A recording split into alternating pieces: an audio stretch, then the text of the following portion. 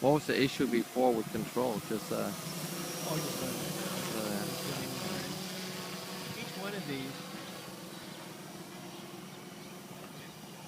the PID constants aren't individual for each individual airframe.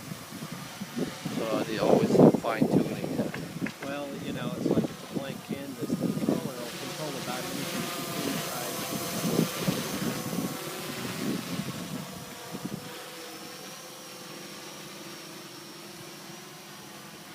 Now, this is a little more of a challenge in the wind.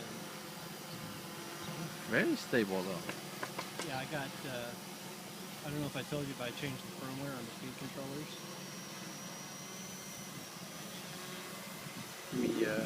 There's a speed controller for each motor. And they're all controlled by the flight control module. Right. So it's routine to update the flight control module with the latest version of Turnigy.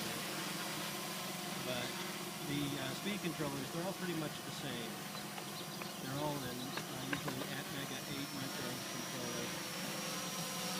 And much powered PC, 11 watts.